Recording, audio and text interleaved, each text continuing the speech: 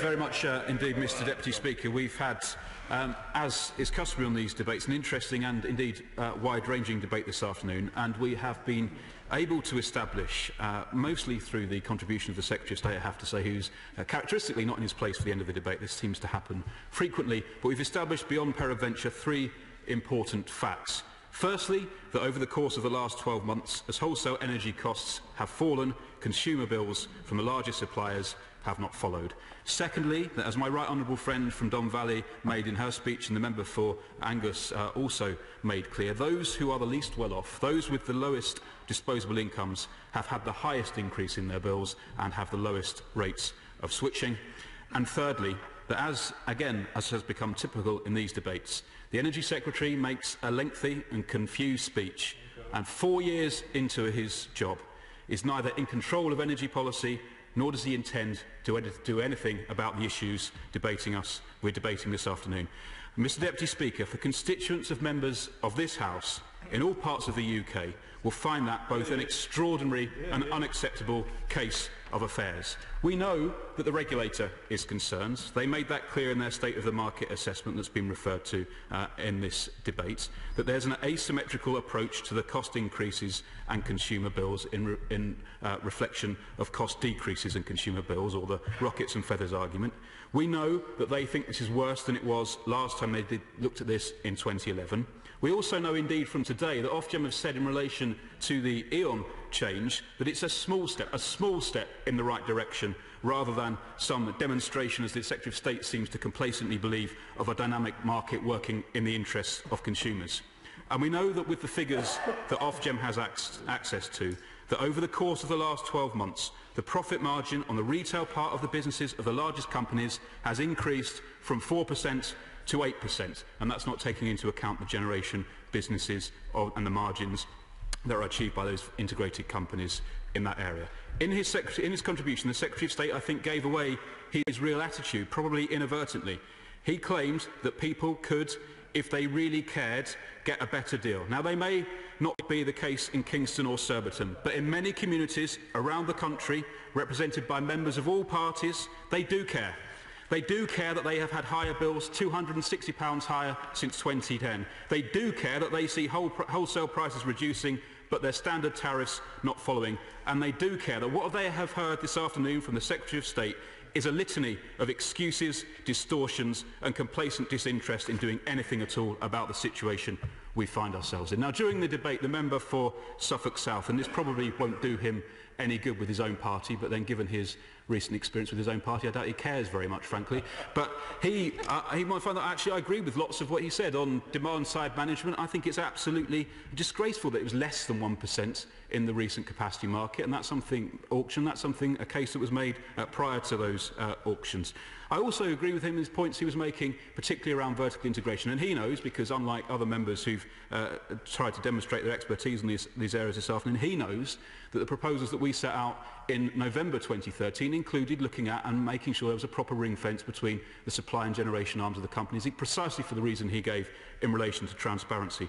But where I disagree with him is his comments, and the honourable member for Tamworth made a similar case, around the impact on investment, because he knows, he will recall, I think both of them will recall actually, if the member for Tamworth was there on that day, that when Andrew Bouglas from the Royal Bank of Scotland, one of the biggest investors in clean energy, came before his select committee, he was asked explicitly whether he thought the Labour Party policy on energy prices was affected investment decisions at all. And he made very clear in his response to that contribution that investors who he talks to take a lot of comfort from the cross-party support that has been shown through the EMR process in terms of supporting CFDs and the framework of the capacity, if not the detail of the capacity market mechanism. And that is what is most important in relation to investment, and I'm sure actually he really knows and understands that.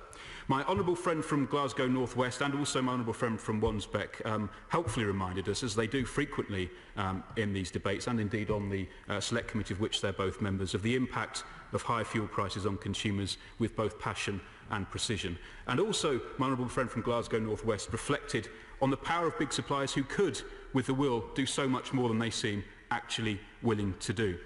The member for Rutland and Merton gave us what I describe as a spirited lecture on posturing. He appears to have great expertise in that subject, but he seemed not to be aware that Ofgem has access to market data, so can observe trends. And this isn't just about one market, it's a combination of the day-ahead and the forward markets over a sustained period. And they know that over that sustained period, wholesale costs are down, and that has not been reflected in the bills that come to consumers. The member for Elmet and Rothwell, who is a less frequent speaker in these debates, although he is an habitual sedentary chunterer, and I think that we've all come used to that. It's part of his charm.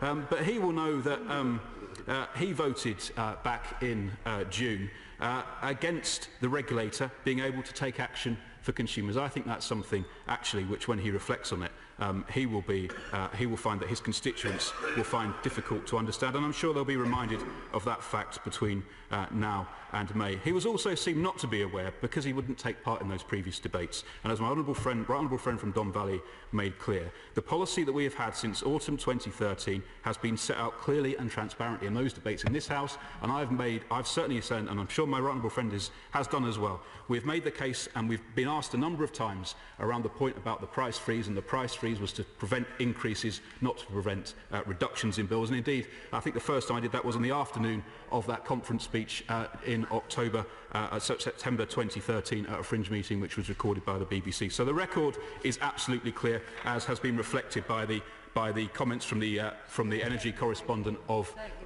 the Daily Telegraph. I'm conscious I haven't got very much time to go. I will give way to the member for Warrington, who I know has been in the debate and hasn't managed to. I thank him for giving way. I'm just intrigued. A quick question on the price freeze, or as it now is, the price thaw. In the event that prices fall during the time of the price freeze, are the companies to be permitted to increase them subsequently, and if so, to what level? To the level that they were previously, or to the new level, or is there some pronouncement that's going to be made on that subject? How will that work? I'm slightly surprised by the member for Warrington, because in conversations that we have from time to time, he usually demonstrates a much better grasp of the issues than his intervention has today. He knows that the policy position is that there's a freeze on price increases. That doesn't stop there being decreases, but that policy is in place because of the increased margin that was made between 2008 and 2009, when, again, this same problem, wholesale prices went up by 45%. That reduction did not follow for consumers, and that is the reality of the situation, which has affected his constituents, my constituents, and the constituents of every member in this House, and is something that the government should be ensuring is addressed by the regulator in line with the motion before us this afternoon. I'm not going to give way again, because there are some more contributions that I wish to be able to respond to.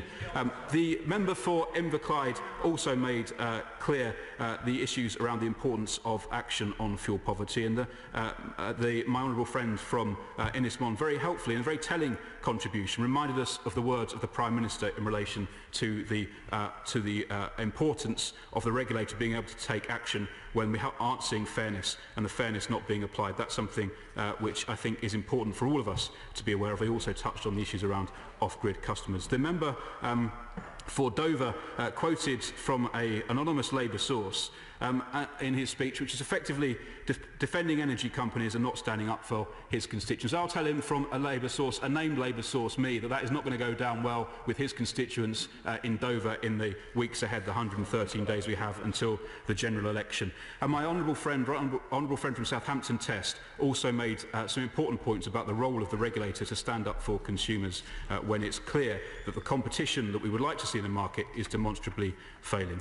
Mr. Deputy Speaker, this is a simple, straightforward and compelling proposition in front of the House this afternoon. That where the competitive market dynamics that the Secretary of State and others suggest, which we've seen precious little evidence of in recent months, fails, then the regulator can help focus the attention of suppliers by having that backstop power to ensure that the relationship between wholesale prices and retail prices that consumers pay is properly applied, so that if the suppliers don't act, the regulator can step in and put good. Mr. Deputy Speaker, the Secretary of State has demonstrated again today that he's out of touch, that he's out of depth, and fortunately that he's almost out of time. But I'm a generous, spirited individual, And as he looks to secure his no doubt lasting legacy as his tenure in this job comes towards an end, he has one last chance to support, to vote, to act, to ensure that cost reductions are passed on to consumers. I advise him very strongly to take that advice today, and I commend this motion to the House. Yeah.